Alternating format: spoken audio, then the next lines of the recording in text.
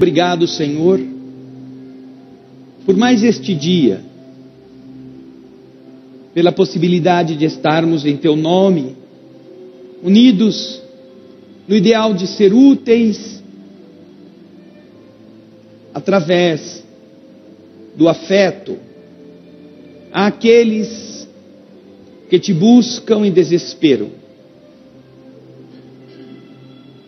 Obrigado por nossa vida ter um sentido que não seja aquele que costuma ser dado pelo mundo,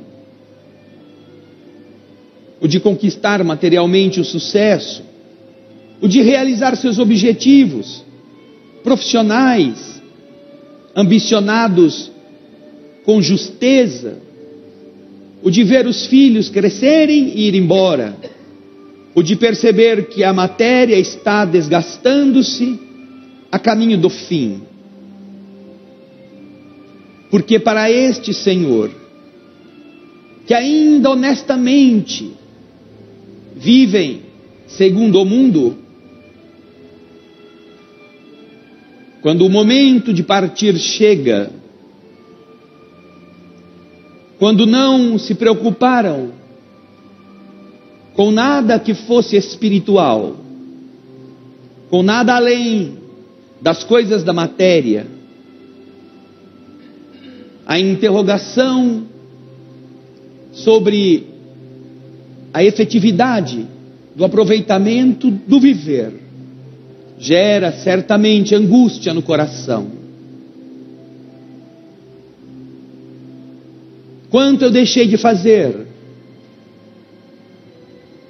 Agora chega a hora de defrontar com o conjunto das coisas que nós semeamos. E este defrontar-se consigo mesmo, para muitos é um nó apertado na garganta. Algo que atemoriza. Aqueles que deixaram para pensar no mundo da verdade apenas quando já era muito tarde. Quando já não podiam sair do hospital, quando já não tinham mais forças físicas, quando já estavam debilitados, faltando-lhes tempo. Mas observarão que ao longo da existência não lhes faltou chamamentos, não lhes faltou a oportunidade de agir, não lhes faltou a voz da consciência que lhe pedia: aproveite o tempo, doe-se um pouco mais, pense em você como espírito, dedique-se a Deus de alguma forma. Eu não tenho tempo, agora não, mais tarde. Obrigado, Senhor, por nos dar a oportunidade de fazer algo enquanto estamos podendo, ainda que seja pouco. Que Teu Evangelho nos estimule, que a alegria do bem nos abasteça.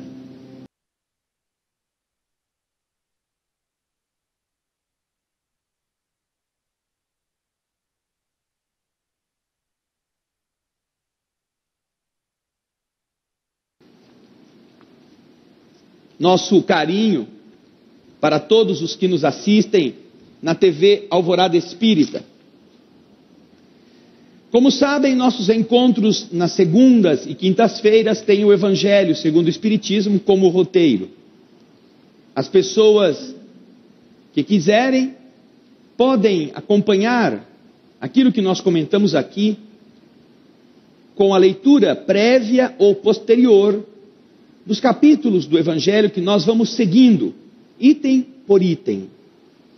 O Evangelho é uma estrada luminosa que representa um aconselhamento profundo quando nós gostamos de nos aprofundar.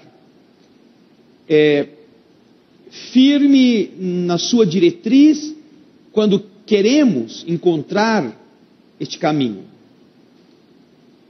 E bastante rico na sua expressão de conteúdo para aqueles que querem encontrar o conteúdo. Assim também lembramos que as pessoas, quando vêm aqui, devem se lembrar de que não estamos tratando de uma religião, ainda que reconheçamos como mais importante o foco religioso, aquele que nos liga a Deus. Não na religião, que signifique dependência, ignorância, irracionalidade, mas naquilo que nos aproxima, que nos religa ao Criador. Religião tem esta finalidade: fazer a conexão entre a criatura e o Criador. Não é um conjunto de preceitos cerimoniais. Não é uma maneira de conduzir-se fisicamente em determinado ambiente. Não é uma rotina que as pessoas seguem para se desculparem perante a sua consciência e alguma força sublime, esperando favores. Essas condutas que os homens desenvolveram e a que deram o nome de religião não são compatíveis com Jesus, nem são compatíveis com a doutrina espírita. A religião que a doutrina espírita assim considera, que Jesus assim o considerava, é a ligação do indivíduo com Deus na sua forma de ser, na sua conduta. Não adianta ser um mau comerciante e no domingo ser um bom cristão porque vai na igreja. Não adianta ser um péssimo engenheiro para tomar dinheiro das suas vítimas e porque tem alguma crença qualquer, faça alguns serviços beneficentes, assinando algumas plantazinhas aí para fazer algum favor. É inútil manter funcionando arapucas que enganam o seu semelhante para tirar deles alguma coisa, mesmo que desta alguma coisa que você tire, uma parcela você dá para Deus.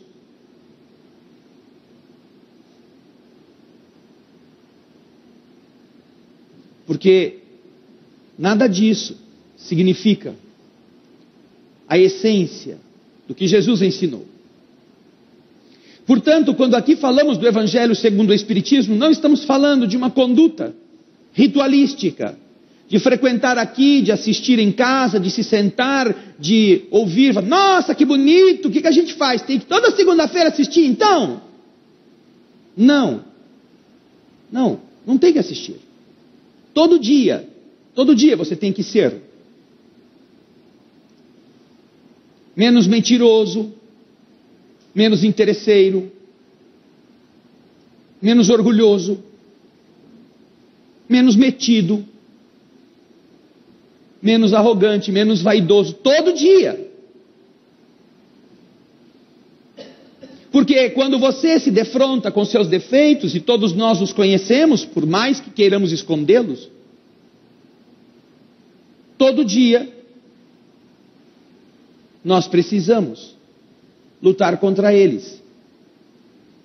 Aí está a religião de Jesus. Aquela que obrigava as pessoas que o seguiam a todo dia encarar esses desafios, sem subterfúgios, sem escamotear,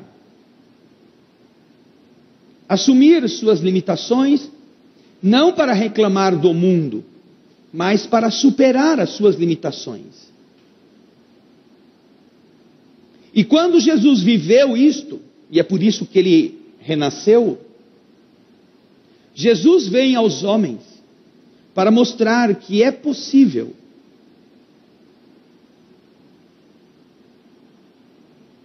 não para criar uma religião. Os homens inventaram isso porque queriam denegrir o que Jesus ensinou. Quando nós ritualizamos uma verdade, nós fazemos isso porque nós queremos fugir dela. Todas as vezes que algo exuberante é transformado num conjunto de preceitos ritualísticos, com isto nós queremos dizer, quer dizer então que o que o cara falou, basta fazer desse jeito e já está bom. E vai ter alguém dizendo, isso mesmo. E como é mais fácil você fazer certas rotinas, do que estar atento se aquilo que você está sentindo corresponde àquilo que foi dito, que foi vivido, então, tudo bem, a gente faz isso aqui e esquece o resto. A gente veste a roupa, a gente canta o hino, a gente faz o que precisa e, legal, vamos para o mundo. Por isso que inventaram, não maldosamente, mas com uma necessidade evolutiva da mente infantil. A mente infantil precisa arrumar uma saída para certos desafios, ao invés de enfrentá-los. E quando eu digo mente infantil, eu não estou me referindo a crianças de escola, não. Eu estou me referindo a pessoas adultas com cabeças de criança, com mente infantil. Pessoas que deveriam estar vendo onde está o problema e enfrentando o problema para vencê-lo, achando ruim com alguém que diga para ele, olha, você tem um problema aí, hein? A mente infantil odeia que alguém aponte onde está um problema, porque é o orgulho, é a maneira da pessoa, eu sei onde está o problema, eu não preciso que ninguém me diga o que eu fazer. Então, essa mente infantil, diante de desafios que eram grandiosos, imagina, eles acreditavam que olho por olho, dente por dente, era o suficiente. Aí vem Jesus e fala, não, é preciso perdoar. O que para aqueles tempos era uma vergonha. Para aqueles tempos, perdoar era um ato de fraqueza. Não revidar era um absurdo. Tanto que Simão pergunta, tudo bem, Senhor, quantas vezes a gente tem que perdoar? Até 7. E Jesus diz, não, Simão, não, até 70 vezes 7. Tem que perdoar sempre. Perdoar deve ser da sua rotina. Deve ser da sua conduta natural. Cada ofensa. E então, imagina, entre ter que todo dia perdoar, não se ofender, não revidar, e arrumar uma rezinha. Eu canto essa rezinha aqui uma vez por semana e tudo bem, já estou bem com a coisa. No domingo eu canto a rezinha, Deus me desculpa. Na segunda até sábado eu massacro meu semelhante, sobretudo quem fez mal para mim. O que será que é melhor? Mais fácil, né? A gente mata durante a semana e se arrepende no domingo. Mas para parar de matar? Não. Para a gente continuar matando e no outro domingo se arrependendo de novo. Então, a forma de a gente fraudar o processo é criar esses sistemas mentirosos, mas que dão um certo alívio à consciência de quem não quer transformar-se, de quem não quer enfrentar-se. E então todos os caminhos religiosos acabaram desaguando em um processo equivocado, em que o ritual, em que a rotina tomou conta da verdade. E as pessoas, ao invés de elas serem cristãs fora do centro, fora da igreja, elas faziam questão de serem cristãs na igreja. Lá fora não importa. Elas achassem que era necessário ir na igreja de qualquer denominação para que o Senhor as escutasse. Olha que absurdo. Algumas pessoas falam assim: ai, minha vida não está nada boa, estou precisando lá tomar uns passes. Mas por quê? Por que você está precisando lá tomar uns passes? Lá você sabe onde é, né? Vocês que estão quase dormindo aqui. Sabe ou não sabe? É, lá no centro espírita. Tomar os passes. Por quê? Não, porque você sabe, você fica carregado, né? Fica carregado. Daí tem que chegar lá e descarregar.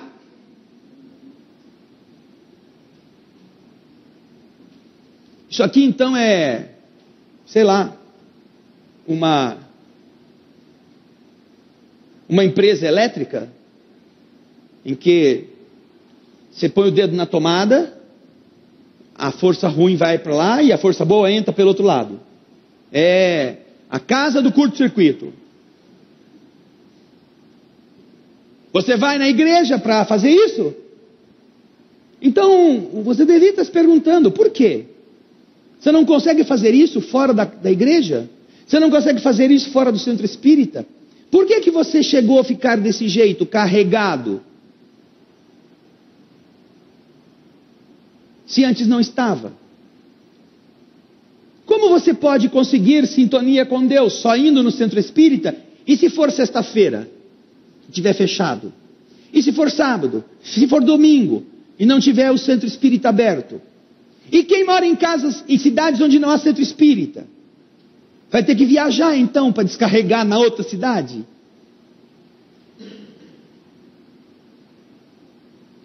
Esta é uma realidade que nós deveremos enfrentar. Nossa conduta precisa aprender como funciona, como Jesus havia falado. Como deveremos agir, perdoar para não carregar o mal, estarmos em sintonia com bons espíritos, manter boas palavras, manter boas convivências. É uma forma de viver que atrai boas coisas, que produz bons frutos. Porque os bons frutos demonstram a qualidade da árvore.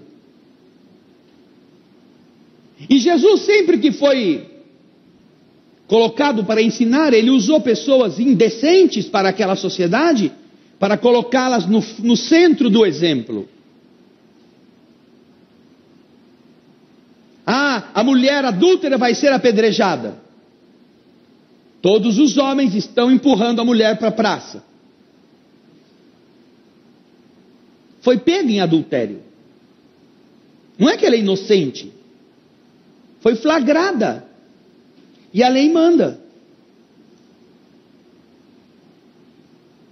E então perguntam a Jesus o que fazer, porque queriam vê-lo agora sair desta. E o que Jesus diz? Coloca a pobre infeliz, pecadora, no centro da consciência de todo mundo. Os que eram os reis da perfeição, prontos para tirar a pedrada. E quando Jesus diz o que você sabe que ele disse, não fica um. E diz ainda o Evangelho: saindo primeiro os mais velhos. Por que será, hein? Por dois motivos. Primeiro, porque mais velhos tiveram mais tempo de raciocinar, de refletir. E segundo, porque mais velhos tiveram mais tempo de fazer mais burrices, de adulterar mais vezes, e de saber que se Jesus fala que então atire a primeira pedra aquele que não tiver pecado, é com ele mais sério do que com os novinhos, que estão ali meio na empolgação. Esses então se mandam primeiro. Fica Jesus e a pecadora. A moça é o centro da lição. A moça somos nós. Como somos nós os caras que querem jogar a pedra. E então Jesus diz a ela: onde estão os que te acusavam? Foram embora, Senhor. E então Jesus dá uma prova, dá um exemplo da dimensão da justiça do universo. Pois se eles não te condenaram, eu também não te condeno. Vai e não tornes a pecar.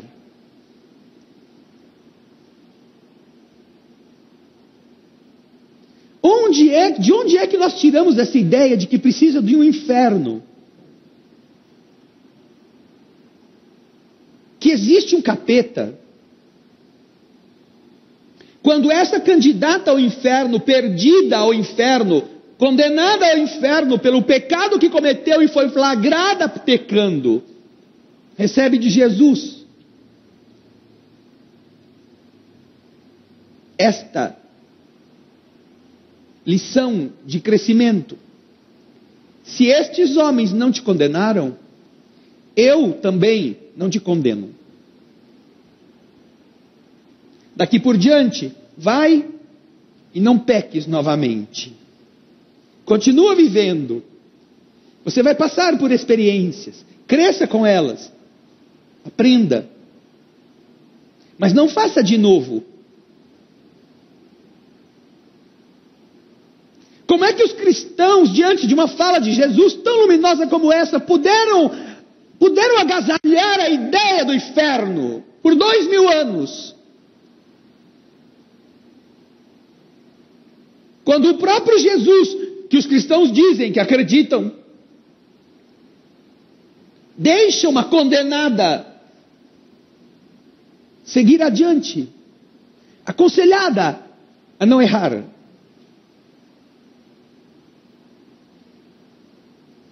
Então, quando você entende a importância de compreender, de decifrar estas partes que o Evangelho apresenta, você observa que Jesus vem viver isto para mostrar que é possível, para dizer a cada um: é assim que funciona. Não é para ser vivido dentro da casa espírita, dentro da igreja católica, dentro do templo evangélico, do templo budista. É para ser uma escolha de vida em tudo que você fizer. É para que a sua fala seja um cobertor luminoso que diz às pessoas: você errou, mas você vai aprender com o seu erro. Deixe isso para trás. Vamos seguir adiante. E então, como nós podemos observar uma sociedade fofoqueira como a nossa, que outra coisa não faz a não ser ficar falando dos erros dos outros e propalando aos quatro cantos o que um fez, o que o outro deixou de fazer? Como é que essa indústria cresceu a esse nível, senão porque os que estão consumindo isso gostam? E por que nós gostamos de ouvir as chacotas, as mentiras, as calúnias, os erros dos outros?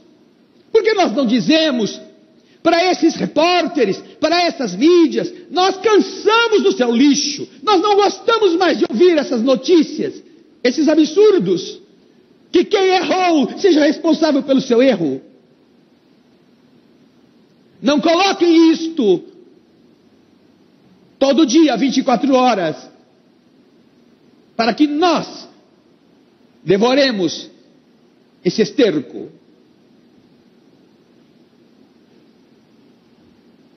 Mas todas as vezes que nós devoramos isto, Nós damos força. Nós abastecemos com audiência. Eles ficam medindo quantas pessoas estão lendo o Que Notícia, para daí tirarem o perfil das pessoas que estão interessadas em que tipo de assunto.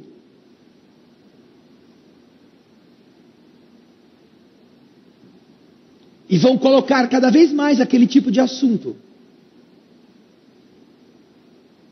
E então você vê a primeira vez, a moça vai ser apedrejada. No dia seguinte, 2 foram apedrejadas. Na semana seguinte, 8 foram apedrejadas. No mês seguinte, todas as mulheres da terra foram apedrejadas.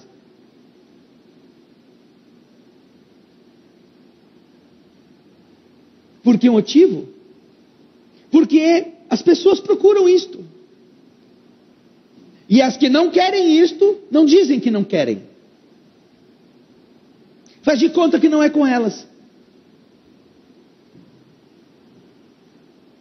Ao decidirmos, como diz o capítulo 16, nós tomamos uma posição. E o entendimento da religião é exatamente você assumir quem você é, o que você quer. Este é o padrão de vida que você deseja? É isso que te faz feliz? Então pague o preço. Ah, mas não é isto, você não está tão feliz quanto sonhava, então procure outro. Ah, mas se eu procurar outro, eu vou ter que deixar essas partes das coisas que eu gostava tanto de lado. Então fique com ela. O que não dá é ficar junto com a mesma coisa que faz bem e que faz mal. É preciso escolher. Crescer significa isto. E as pessoas de mente infantil não gostam. Elas não gostam. Elas não gostam de desafios. Não gostam de ninguém que as coloque contra a parede. Não gostam. Elas preferem agredir, fugir, a resolver. Ou a dizer que não sabem. Podem ver, todas as pessoas crianças, no espírito, elas ficam nervosas quando alguém coloca coisas para elas fazerem.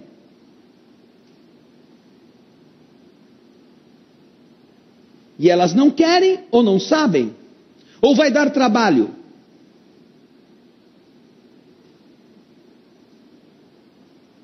Então deveriam se perguntar, e nós deveríamos perguntar para elas, por que você está brava? Qual é o problema? Você ficou nervoso, ficou nervosa, por quê? Não, porque você está falando um negócio. Então diga para mim que isso não é possível. E explique por que não é possível. Mas se isso é possível e você não quer fazer, ou você não sabe fazer, então assuma que você não quer fazer ou que você não sabe fazer. E seja verdadeiro ou verdadeira. E resolvamos o problema de outro jeito. Vamos aprender a fazer. Vamos resolver como fazer. Mas vamos fazer. Isso é muito comum em casa, na família. Isso é muito comum no trabalho. Isso é muito comum nas atividades profissionais variadas. Quando as pessoas, pressionadas pelas circunstâncias ou por outras, ao invés de elas assumirem uma posição chamada proativa, ou seja, eu não sei, mas eu vou dar um jeito. Eu não sei, mas eu vou descobrir como. Elas se defendem agredindo. Como a dizer assim, não vem me encher a paciência não, que eu vou agredir você, porque você está muito chato. Quando deveriam estar falando, por que você está sendo assim? Por que você está tendo essa atitude? É porque você não sabe? É porque você não tem vontade? É porque você está com preguiça, não quer ter trabalho? Não, é que eu tenho um monte de coisa. Ótimo. Vamos resolver esse monte de coisa, mas tem que ser feito.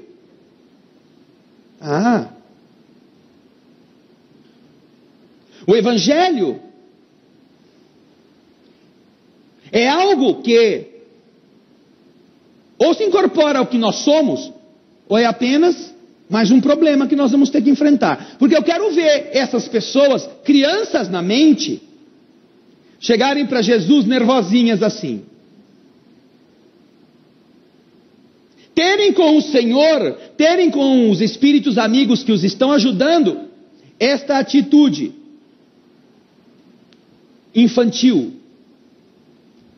de não assumirem, de não dizerem assim, bom, como é que eu posso fazer para resolver isto? É um desafio. Sim, é um desafio, mas a gente vai vencer.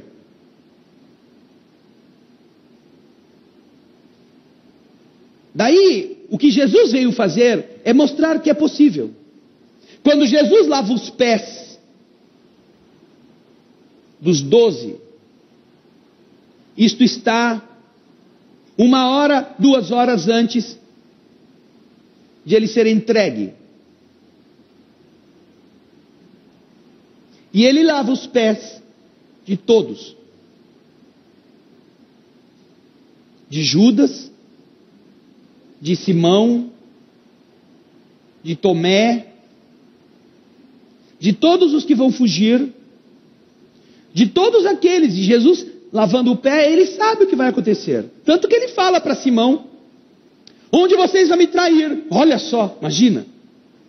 Aí Simão, muito desses, criança, primeira coisa, eu não sou quem vai te trair, porque eu amo você, não sou eu, nunca vou te trair. Cala a boca, Simão. Podia ter passado sem essa. O Evangelho podia ter muito mais se você não tivesse feito essa burrada. Sem você ter cooperado com ela. Fica quieto. Não. Resolveu dar uma de bom. Eu nunca vou te trair. Não, comigo não. Hoje já se viu. Eu sou teu amigão. Ui, carne com você. E aí ele tem que escutar. De Jesus. Quem era Simão? Pois eu ainda te digo, Simão, que hoje, antes que o galo cante, você me negará 3 vezes.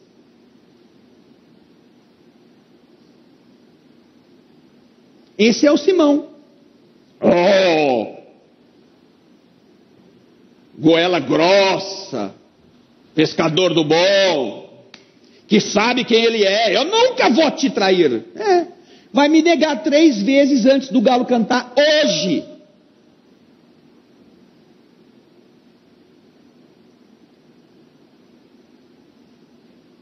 O que Jesus sabia de cada um que ele estava lavando os pés, faria qualquer um de nós preferir ser crucificado sozinho. Eu não vou comer com esse povo. Tá louco? Ainda a última refeição, pelo amor de Deus. Aqui está o cara que vai me vender para os outros. Aqui está o cara que vai me negar. Aqui estão os outros 2 que vão dormir enquanto eu estou rezando. Aqui está o outro que vai dizer que não me viu, que não acredita, só se eu aparecer para ele. Meu Deus do céu! Onde eu fui me arrumar com esses caras? Qualquer um de nós ia querer melhor companhia. Mas Jesus, sabendo quem eles são, sabendo quem nós somos, coloca todos sentadinhos e se humilha numa posição serviçal para demonstrar afeto, não para falar de afeto. Porque uma coisa é falar de afeto, e nem isso a gente sabe fazer. Pode observar que nós não gostamos de falar de afeto para os outros. Porque para falar de afeto a gente se vulnera, a gente não sabe como dizer, a gente não sabe onde enfiar a mão, a gente fica vermelho, a gente não sabe como se conduzir para dizer para os outros que a gente gosta. Imagina então para mostrar. Mas o que Jesus faz não é falar de afeto. Jesus mostra sem palavras. Põe eles sentados, se ajoelha e lava os pés. Como aqueles que recolhem um forasteiro que ama muito e que desejam que ele tenha alívio nas suas dores. O lavar os pés é uma decisão do dono da casa para demonstrar as boas-vindas a quem chega. Em uma época onde não havia carro, onde não havia ônibus, onde não havia tênis, onde não havia palmilha de gel, era couro cru e pé no chão, areia e pedra. As pessoas tinham que chegar com os pés lanhados, cansados. E então o dono da casa, que queria que a pessoa ficasse, descansasse um pouco, oferecia, se gostasse do visitante, uma bacia com água morna e um pouco de sal para limpar as feridas, para aliviar aquela dor da longa caminhada. Então você demonstrava carinho, mostrava àquela pessoa algo parecido com aquilo que hoje as pessoas fazem assim: ô companheiro, entra aqui, vamos tomar um café? Vamos tomar um café, vem cá que eu vou fazer um... Ai, mas eu não quero dar trabalho. Não é trabalho não, eu faço questão, vou fazer um café novo. Não, pelo amor de Deus, não precisa fazer um café não, eu já estou saindo. Não, eu faço questão. E esse eu faço questão demonstra a quem está sendo tratado dessa forma que a pessoa gosta da sua companhia. Então você se senta e você agradece. É diferente desse modo empresarial de: vamos dar um café? Vamos dar um café. Eu vou num lugar que é um escritório e eu ponho o pé lá dentro e o cara assim: quer um café? Quer uma água? Não, eu não quero um café, não quero uma água, eu quero ser atendido. Não é que ele está fazendo isso porque gosta de mim, é porque está tão na rotina: quer um café? Quer uma água? Ah, vem alguém servir você, você senta aí, ó, toma um café, toma uma água, você vai ficar esperando, pelo menos está com o bucho cheio. Isso não é demonstrar carinho, isso não é demonstrar afeto, isso não é lavar os seus pés, isso é uma rotina comercial para te encher de regalos, encher de tira-gostos, para você ficar ali achando que você está sendo muito bem tratado. Isso é uma mentira, isso é uma falácia do comércio. Não é disso que eu estou falando. Eu estou falando de alguém que vai visitar você e que você fica feliz com aquela pessoa e você quer tê-la com você um pouco mais de tempo. Então você oferece, você quer ser gentil, é lavar os pés. Jesus faz isso com os discípulos. Ele não fala: olha, Simão, eu gosto de você. Você vai me trair hoje 3 vezes antes do galo, mas olha, não fica triste não, que eu vou te perdoar, eu te amo, Simão. Não. Ô Judas, eu sei que você vai me vender por 30 dinheiros, vai logo lá, mas eu vou continuar gostando de você, mesmo depois que você se pendurar lá na corda, se matando. Eu vou te buscar lá no cafundó do Judas. Ô Tomé, você podia passar sem essa, né, Tomé? Podia acreditar na pobre da Maria, que falou que me encontrou lá quando eu ressuscitar daqui a 3 dias. Mas não, você pode falar que precisava ver as minhas feridas. Então, eu vou ter que te mostrar. Mas eu gosto de você, viu, Tomé? Não, isso é um discurso idiota para quem ama. O lindo é você, sabendo de tudo isto, fazer o café. Você sabe que aquela pessoa falou mal de você. Você sabe que aquele parente tem inveja. Você sabe que aquela pessoa que está à porta da sua casa não tem sinceridade. Mas você deseja que ela saiba que apesar do que ela pensa de você, você deseja que ela tome um bom café. Jesus fez isso. Já pensou você por dentro da sua casa? Alguém que ia te vender 15 minutos depois? Alguém que ia negar você? Nunca vi esse cara na vida. Eu sei, ele é um bandido mesmo. Eu já vi ele com os pozinhos brancos. Eu pensava que era talco. Agora eu estou sabendo que é maconha, que é droga, que é cocaína. Ele vai falar isso de você. Mas você chama, senta à mesa com ele, para que quando tudo acontecer, nele, essa consciência desperte. este envergonhar-se. Quem eu sou? Até a última hora, o Senhor lava os pés e diz: vocês me chamam de Senhor e Mestre. Vocês que estão aqui. E eu sou, de verdade, vosso Senhor e vosso Mestre. Mas, sendo isso, vocês viram que eu me abaixei e lavei os vossos pés, para que vocês, na minha ausência, possam fazer isso uns aos outros. Possam se querer. Não é por mim que vou continuar a gostar de vocês. Uma das passagens mais bonitas a esse respeito está no Evangelho de São João, no capítulo 15. Quando Jesus fala que foi Ele que foi chamar cada um. Fui eu que vos escolhi. Não foram vocês que me escolheram. Eu escolhi vocês. Eu sei quem vocês são. Eu sei que vocês são fracos, que vocês são mentirosos, que vocês são medrosos. Eu sei que vocês gostam do mundo, mas eu escolhi vocês. E não existe, diz Jesus, maior amor do que aquele que dá a sua vida pelos seus amigos. É uma das coisas mais lindas que eu encontrei no Evangelho. Porque nós não sabemos o que é amizade.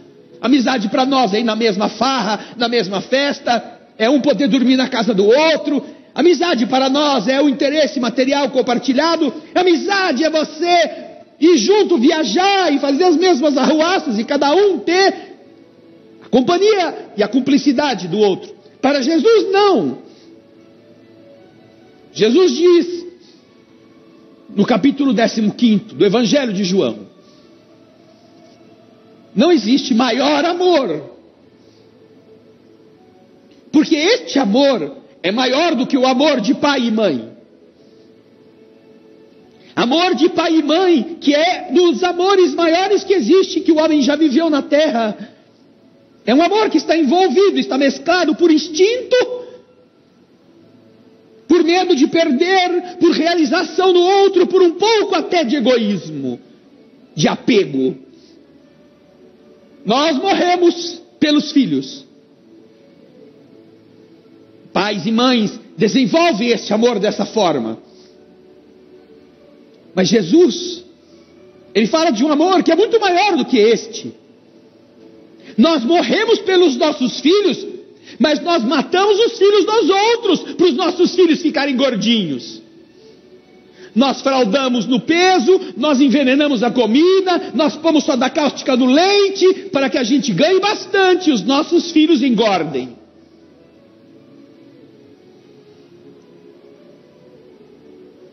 Esse não é o maior amor. O maior amor, diz Jesus no capítulo 15. João jamais teria cabeça para escrever uma coisa desta. Nenhum de nós teria condições de abrir a mente universica para entender esse amor, que é muito maior do que o amor de pai e amor de mãe. Não existe maior amor do que aquele que dá a sua vida pelo seu amigo. Ele morre por alguém que não é nada dele, que não tem o seu sangue, que não tem o seu DNA, que não tem o seu sobrenome, que não tem uma história de vida junto, que não tem uma gratidão, que não tem uma ligação emocional de longo tempo. Ele morre porque esse é o amor que você dá, o máximo que você possui, por alguém que pode ser, que tenha menos ligação com você, mas você escolheu ser seu amigo.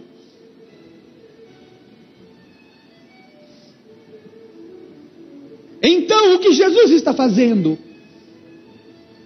é catapultando o sentimento numa direção muito mais ampla, para que nós vençamos essas barreiras, essas mesquinharias, que nos mantêm presos uns aos outros, só porque nós vamos manter a nossa herança entre nós, os nossos bens entre nós, porque nós não vamos trazer ninguém de fora para pegar uma beirinha do nosso patrimônio.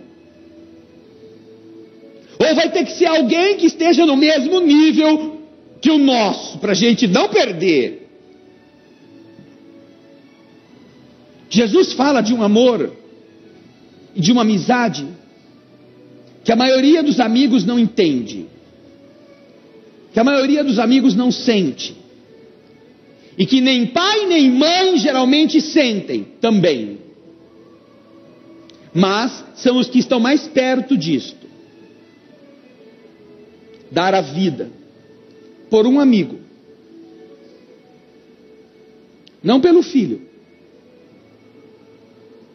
Conceitos que representam atitudes de todos os dias: lavar os pés daqueles que vão te enganar, que vão te trair, que vão te vender, que vão te negar, que vão te usar.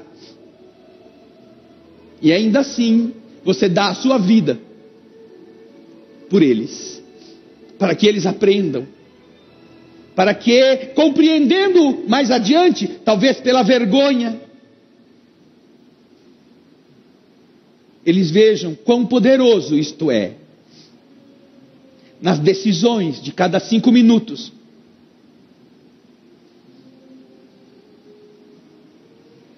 É muito simples para nós entendermos. Infelizmente nós precisamos de coisas chocantes para abrir a mente.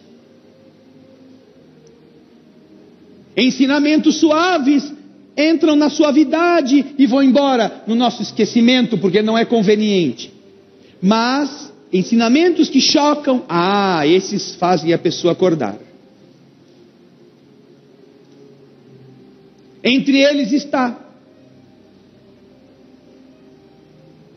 o de você sepultar o corpo do seu filho, porque você gastou toda a sua vida, lutou para dar a ele o melhor, brigou com Deus e o mundo para que ele fosse aquele gênio, aquela pessoa mais capacitada.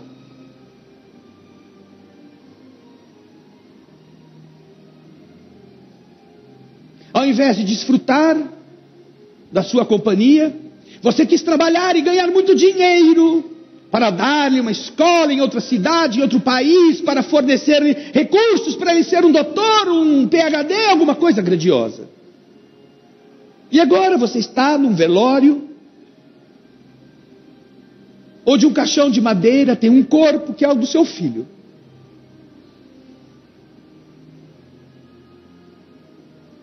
E aí você se pergunta,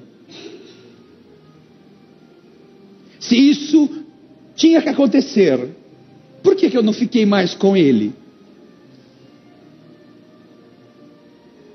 Por que eu não estive mais vezes? Por que nós não dormimos juntos? Por que nós não andamos na chuva? Por que nós não carregamos nas nossas experiências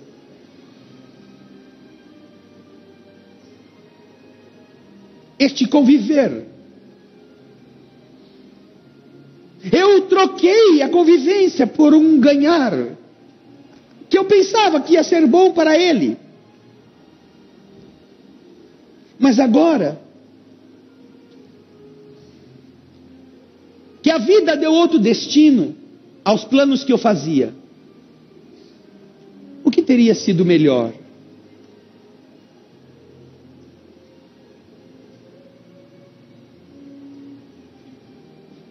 E se este pensamento nos faz doer a consciência, ou nos faz acordar diante de uma situação que é comum ocorrer, antes que ela ocorra,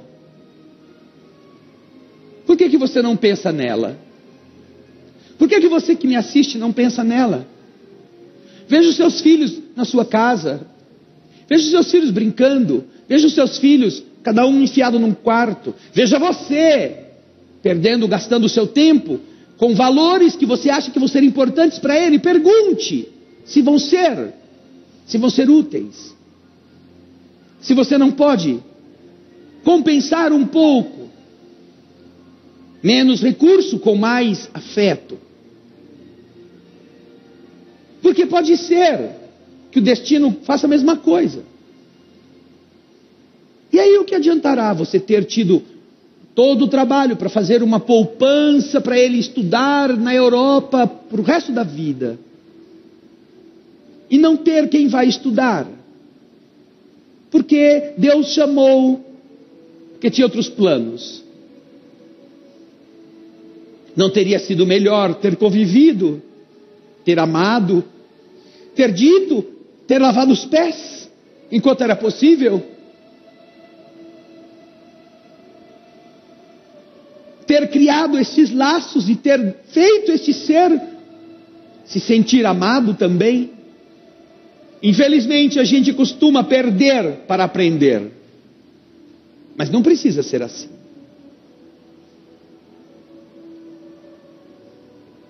Não precisa. Nós podemos construir juntos.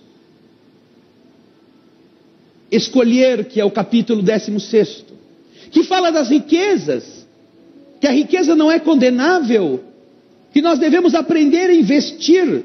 Fala exatamente disto, porque riqueza não é só ter patrimônio, riqueza é você ter inteligência, ter tempo, ter vontade de conviver. Lavar os pés do outro é uma riqueza que Jesus está exercitando. Não está falando, está demonstrando. E é bom demonstrar, porque cada vez que a gente demonstra afeto, nós nos sentimos de verdade filhos de Deus, filhos da divindade, que é afeto absoluto, que demonstra isso sem palavras, todos os dias, e que nos enche de amor, sem esperar que a gente o ame. Utilidade providencial da riqueza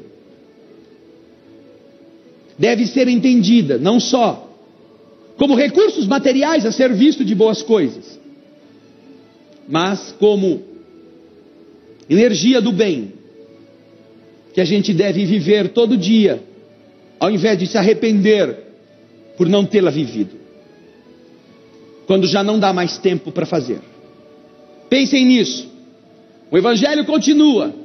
Na próxima semana teremos uma outra parte muito importante deste capítulo 16. Vamos orar.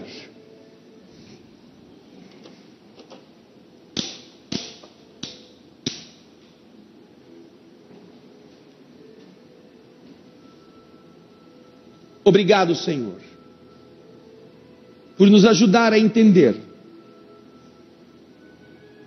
que todos temos condições de crescer na dor.